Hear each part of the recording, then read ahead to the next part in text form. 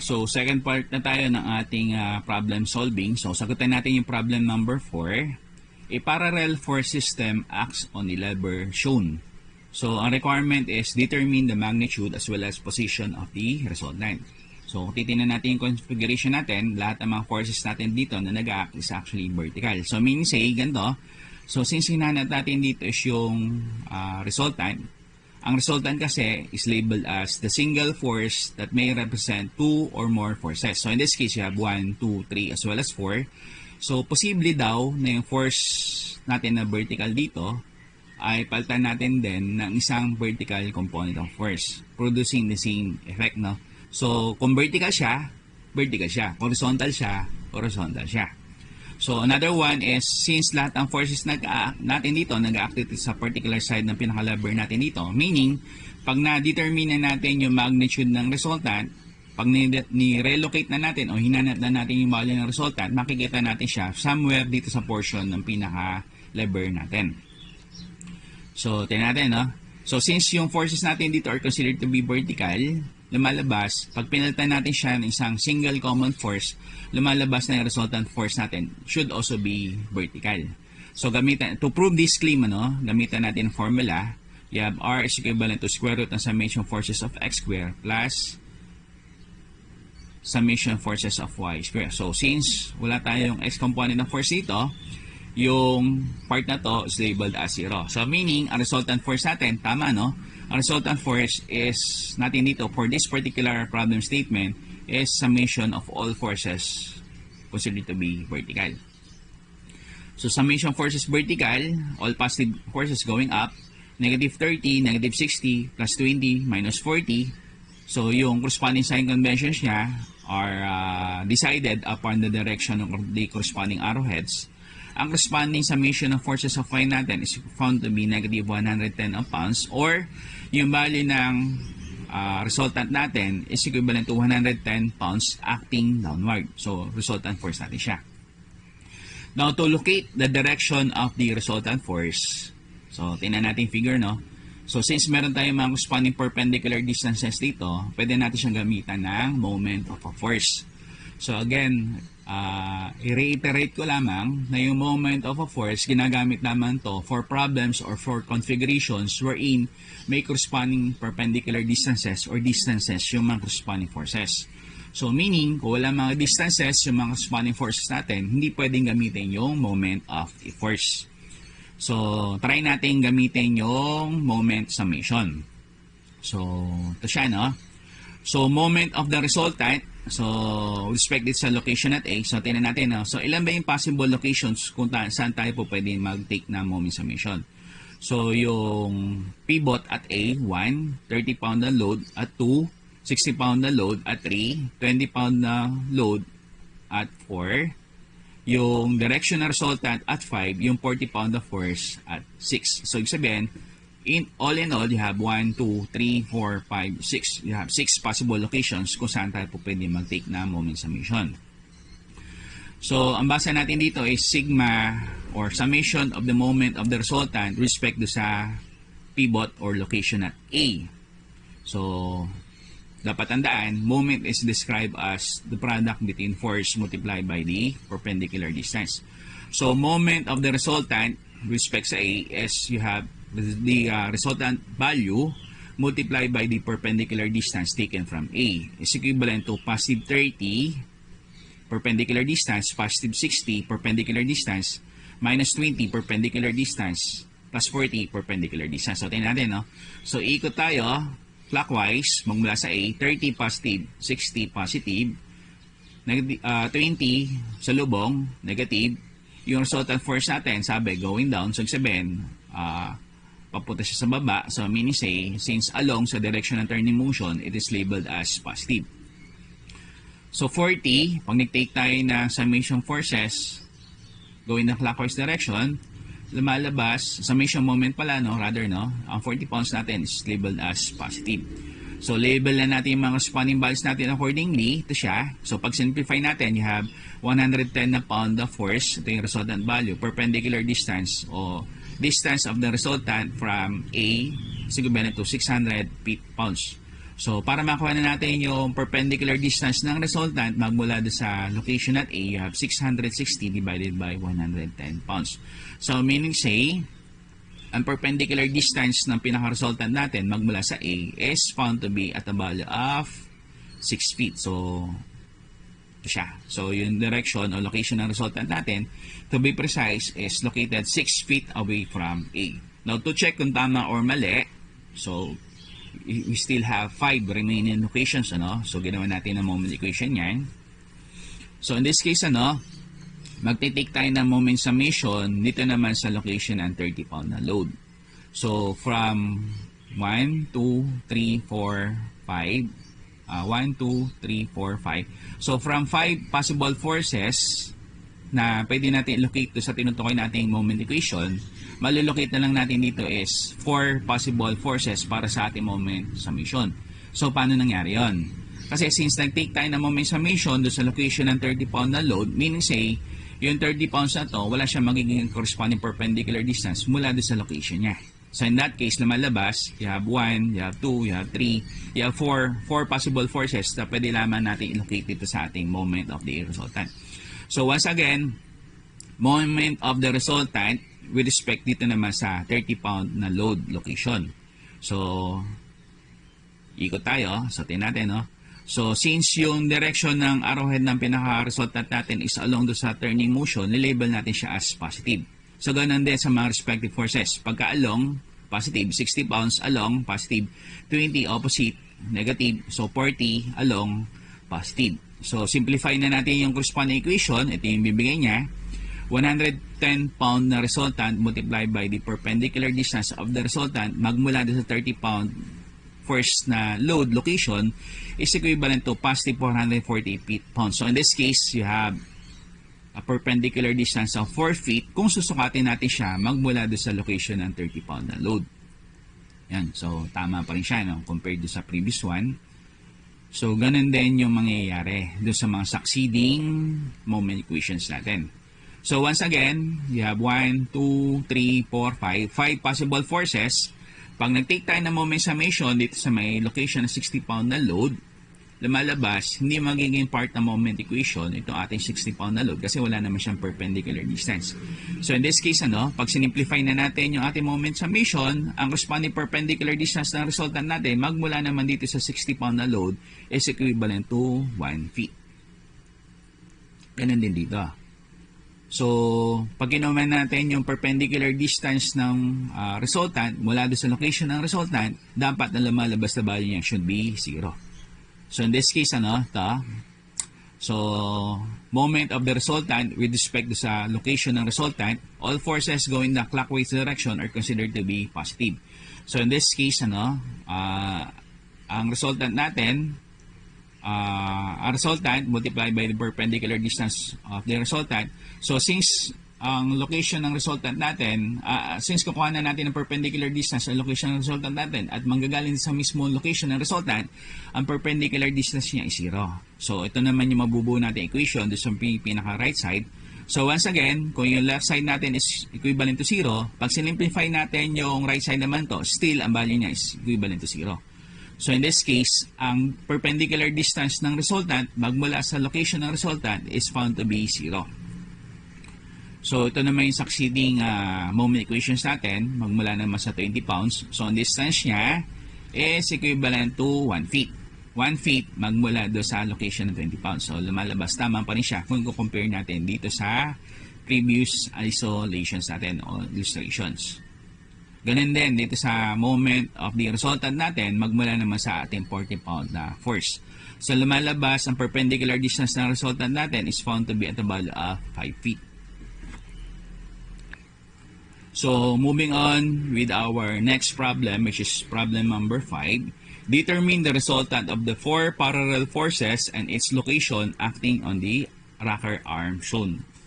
So, kung i-evaluate natin yung corresponding configuration, we have 4 vertical forces. So, meaning say, kung gusto natin kuhanin yung resultant force na 4 na vertical forces natin, meaning, ang resultant force natin is also vertical in terms of yung corresponding nature. So, kung gagamitan natin ng formula in terms of the resultant R, so yung x component niya 0, so meaning, ang resultant force natin dito is vertical in terms of yung kanyang corresponding nature. So, gamitan natin ng corresponding equation, summation forces of y, all forces going up are considered to be positive. So, bayan dito sa corresponding sign conventions natin, negative C 50, positive C 40, positive C 20, and then negative C 60. So, meaning, ang sigma f of y natin is negative 50, or yung resultant force natin is at a value of 50 pounds acting downwards. So, ang problem natin dito is actually ganito, no? So, in configuration natin, may force tayo sa kanan, may force tayo sa kaliwa. So, meaning, pag ginawa natin yung resultant force, may possibility na resultant force natin. Pwede natin i-locate dito sa right, or pwede natin i-locate dito sa mismo pinaka-left. So, para mas malaman natin kung saan natin pwede i-locate yung pinaka-corresponding resultant, ginawa natin simplification o summation ng corresponding forces, yung right portion, saka summation ng vertical forces, itong left portion. So, lumalabas at the right, meron tayong negative 40 pounds. At the left, we have negative 10 pounds. So, meaning, kung pagbabasihan natin dito is in terms of magnitude, makikita natin yung resultant force wala sa kaliwa, rather nandito sa may pinakakanan natin. So meaning say, pag ilolocate na natin yung resultant force, it could be found at the rightmost portion of this rocker arm. So locating specifically the portion of the resultant force, so nilabel ko na dito, nilagay ko na dito yung location ng pinaka-resultant. So, summation of the resultant with respect dito sa pivot at O, all forces going in the clockwise direction are considered to be positive. So, moment of the resultant, you have the value of the resultant. So, tingnan natin, no? So, since ang resultant natin, lulocate natin dito sa right side, tapos going down. Pag nagkaroon tayo ng turning motion clockwise, so since ang direction ng pinaka-arrowhead ng pinaka-resultant natin is along the direction ng turning motion, ang resultant value dito natin is labeled as positive, multiplied by the perpendicular distance of this resultant magmula doon sa pivot at O. So, buuin na natin yung ating equation doon sa may right side. So, 20 pounds, opposite and directed. So, salubong siya, labeled as negative. So, distance naman niya, you have 3. So, turning motion clockwise. So, 60 pounds down, positive. Kasi nga, along pala, no? So, since wala tayong forces dito sa may ating right side, instead na pababa yung corresponding turning motion natin, ang turning motion natin going up o paahon na siya, no? So, 40 pounds going up. So, turning motion natin is clockwise. So, since along, positive. So, sa 50 pounds naman, since opposite in directed o salubong, so yung sign convention naman natin 50 is labeled as negative. So, upon simplifying yung corresponding equation, lumalabas, you have positive 50 pounds multiplied by the perpendicular distance of the resultant magmula sa pivot at O is equivalent to positive 200 pounds. So, meaning, pag sinimplify natin dito, ang perpendicular distance ng resultant natin magmula sa pivot at O is found to be at a distance of 4 feet. So, yan, pinakita na siya, no? So, to check, so lumalabas, no? Pag sinek natin siya, you have bilang ko yung forces, you have 1, 2, 3, 4, 5. Including the resultant, we have 5 forces. So, meaning, there are at least 5 possible locations kung saan tayo po pwedeng mag-take ng moment summation. Now, so far, nagamit na natin yung isa. So, meaning, meron pa tayong 4 na possible locations para ma-check natin yung value na 4 feet. So, in this case, ang pinili ko dito ang location para mag-take ng moment summation para ma-check natin kung tama ba yung distance na 4 feet ng moment of the resultant magmula sa pivot at O. Magti-take tayo dito ng moment of the resultant taken from the 50 pound force. So, makikita natin siya doon sa pinakadulo or doon sa pinaka-leftmost side or leftmost particular portion of the rocker arm. So, moment of the resultant magmula sa 50 pounds. So, lumalabas. At yung resultant natin, no? So, dito tayo iikot. So, lumalabas since ang direction ng resultant natin is along sa direction ng turning motion, ang sign convention na i-affix natin sa resultant is positive. Tapos, ang 60 naman, since along siya, positive. Sa 20 naman, Since salubong siya, oppositely directed, labeled as negative. Sa 40 naman, since opposite or salubong siya, labeled as negative. So, i-affix na natin yung mga corresponding perpendicular distances. You have 14 para sa 60, you have 9 para sa 20, you have 4 para sa 40. So, lumalabas, you have positive 50 pounds multiplied by the perpendicular distance of the resultant taken from the 50 pound na load or location is equivalent to positive 500 pounds. So, meaning, ang perpendicular distance ng resultant natin dito, magmula sa location ng 50 pound na load is equivalent to 10 feet. So, tingnan natin, no? So, 4 plus 2, you have 6 plus 3, you have 9. So, dito, sa side na to, you have 1. So, lumalabas, you have a total distance of 10 feet. So, pwedeng subukan do sa remaining locations kung saan hindi tayo pa nagtitake ng moment summation. So, pwede kayo mag-take ng moment summation sa 40, sa 20, as well as 60 para lamang ma-check yung definite location ng resultant natin magmula dito sa corresponding configuration. So, for our 6th and last problem, the three forces shown are required to cause a horizontal resultant acting through point A. So, ito siya, no? So, if F is equivalent to 316 pounds, so, ang requirement is for us or for you to be able to find the values of both P as well as T respectively. So, ano yung problem natin dito sa corresponding configuration? So far, ang sabi, ang resultant daw natin dito, meron daw tayo dito horizontal resultant passing through point A. So, ibig sabihin, dalawang possibilities natin. So, pwedeng resultant natin is going to the right, so labeled as positive, or pwedeng resultant natin is going to the left, labeled as negative. So, take note, no? The resultant force R provides the same effect as the X and Y components of force it represents. In the concept of the moment, if there is no perpendicular distance, there is zero moment summation. Kasi nga, titignan natin, no? Ang formula natin ng moment, you have force multiplied by the perpendicular distance. So, since ang perpendicular distance natin dito is zero, yung moment of a force natin is also equivalent to zero. So, ang point ko lamang is ito. Yung T as well as P, since wala kayo makukuha ang perpendicular distance, supposedly, magtitake tayo moment summation dito sa location ng B, ang value niya is 0. So, sabihin, hindi magiging part na moment equation natin yung values ng P as well as T kung tayo magtitake na moment summation magmula sa B. Or, in this case, kung titignan nyo, since yung P natin is actually inclined, be-breakdown natin siya sa kanyang X and Y components of a force as well as Y components of force in terms of P of X as well as in terms of P of Y. Ganun din sa T in terms of T of X as well as T of Y. So, in this case, kung kayo naman ay magtitake na moment summation dito sa may location natin at B, lumalabas, may perpendicular distance yung P of X. Meron din perpendicular distance yung P of Y. May perpendicular distance yung ating T of X. And then, meron din perpendicular distance yung ating T of Y. However, even though merong corresponding perpendicular distances, lumalabas ganito, Pag gumawa tayo ng moment equation, lalabas siya as positive T sin ng theta of X multiplied by 3 minus T cosine ng theta of X multiplied by 2 plus P sin ng theta of X multiplied by 1 minus P cosine ng theta of X multiplied by 2. So, in this case, pag simplify natin yung corresponding values, lumalabas, even though meron mga corresponding values as well as perpendicular distances, yung T of X, T of Y as well as T of X, lumalabas, 0 yung magiging corresponding effect. So, in this case, ito siya. So, in this case, pag nag-take tayo ng moment summation with respect sa B, ito siya eh. Pag nag-take tayo ng moment summation dito sa may B na to, even though meron tayong forces in terms of P of X, P of Y, or P, forces T of X, T of Y, or force T, lumalabas, hindi siya magiging part na moment equation kung tayo mag-take ng moment summation dito sa may point at B. So, yun ang gawin natin.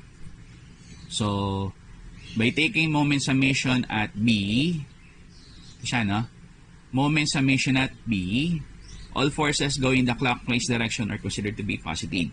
So, once again, dalawang possibilities natin dito ng resultant. Pwedeng ang resultant natin is going to the right, labeled as positive, or pwedeng resultant natin dito is labeled as negative, since ito naman is going to the left.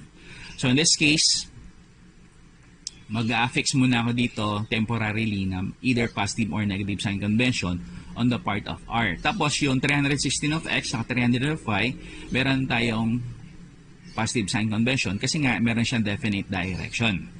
So, simplify natin, no? 316 of x, magiging 316 cosine ng theta of x. Tapos, perpendicular distance ng 316 of x magmula sa B, ito siya. So, you have 1, 2. So, 2. So, 316 of y, perpendicular distance siya. So, ito siya, no? Perpendicular distance is you only have 1. So, simplify natin siya.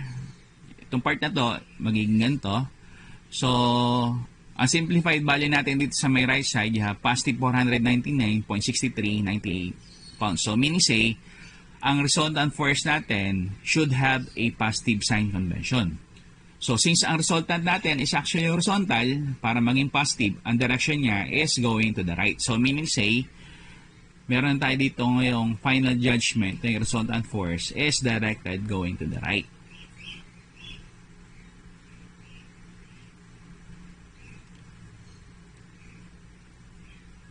So, may nakalagay ditong comment, no?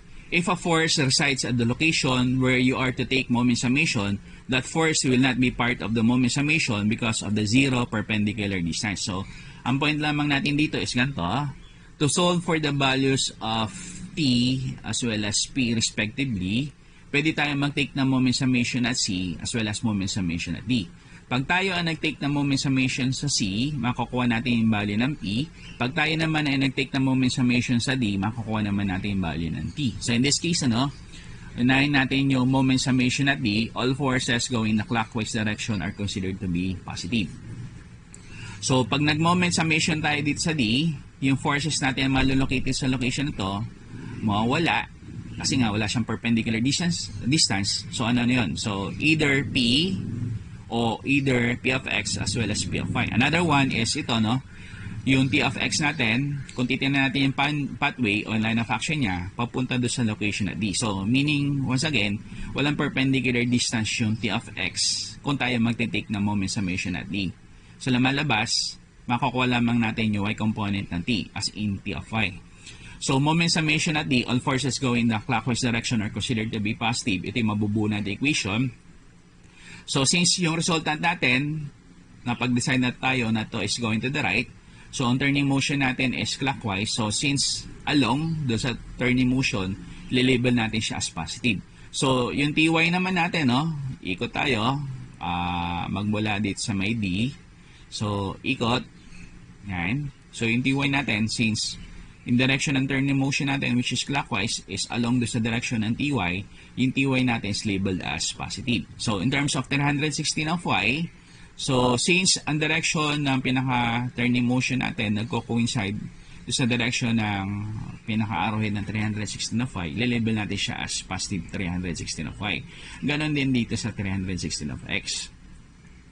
Since yung direction ng pinaka-316 of X na force natin is along doon sa direction ng turning motion, label natin siya as positive. So, in this case, ang mabubuo natin equation, you have t sine ng theta of x multiplied by 4 plus 316 cosine theta of x multiplied by 4 plus 316 sine of theta of x multiplied by 2. So, instead na given yung corresponding angle, gagamitan natin corresponding triangle dimension. So, in terms of the sine, you have opposite all over hypotenuse. Opposite side, you have 2. Hypotenuse side, you have square root of 13.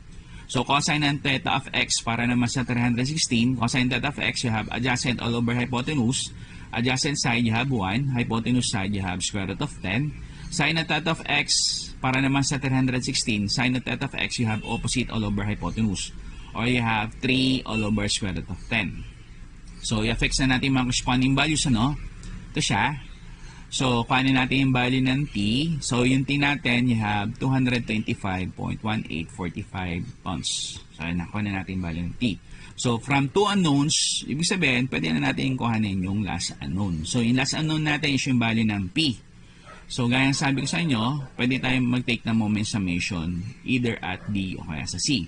So, since nag-take na tayo ng moment summation sa D, gamitan naman natin ng moment summation in C. So, with moment summation at C, ito siya.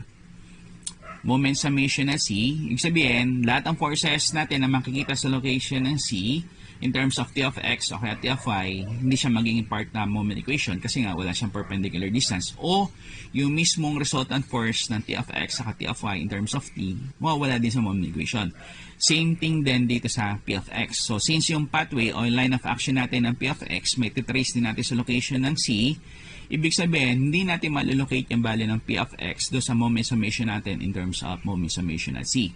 So meaning, lumalabas 316 of Y, 316 of X, P of Y, as well as yung resultant lamang yung makikita natin mga forces dito sa ating moment summation at C. So since magtitake tayo moment summation at C, in direction ng resultant natin with respect sa turning motion is along positive. Yung sign convention naman ng 316 of Y, since manggagaling tayo dito sa side na to, so salubong siya, so negative, sa 316 of X, along siya, so labeled as positive. So, kung gagawa naman natin ng turning motion, yung direction ng P of Y, it is labeled as positive. So, simplify na natin yung mga corresponding equations natin dito. Ang magiging value natin ng P dito, therefore, is equivalent to 474.822 pounds. Ayan.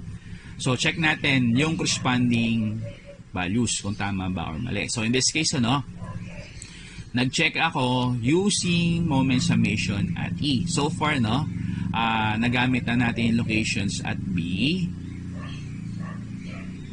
at D, as well as C. So, meaning say, 5 kasi letters natin. You have A, B, C, D, as well as E. So, ibig sabihin, meron tayong 5 possible locations kung saan tayo po pwede mag-take ng moment summation. Now, so far, nagamit na natin yung location at B. So, you have 1. Nagamit na natin location at D. You have 2. So, nagamit na natin location at C. So, you have 3.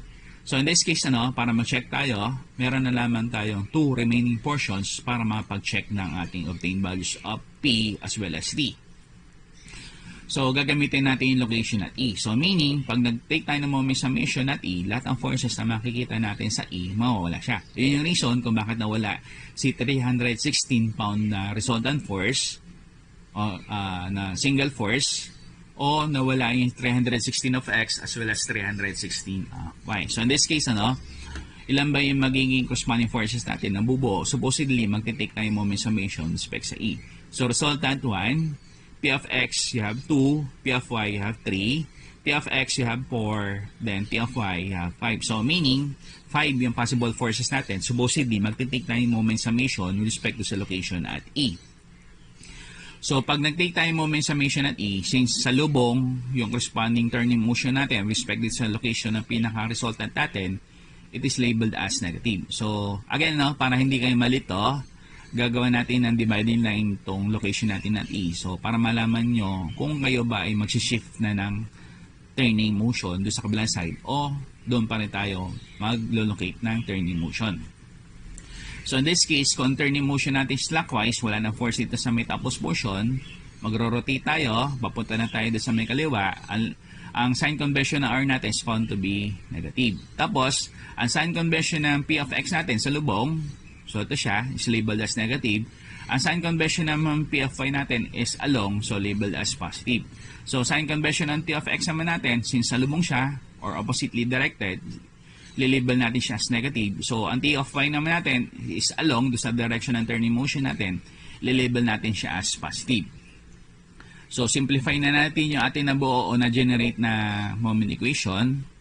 So, yung right side natin is equivalent to 499, negative 499.6398. Tapos, itong mahaba equation natin which could be located at the right side, once simplified, also has a similar value of negative 499.6395. So in this case, negative 499.6398 is almost equivalent to negative 499.6395. So meaning say, yung obtained values natin ng P as well as T are said to be correct. So pwede kayong mag-check dito ng inyong understanding regarding sa concept ng moment summation by doing a moment summation at A.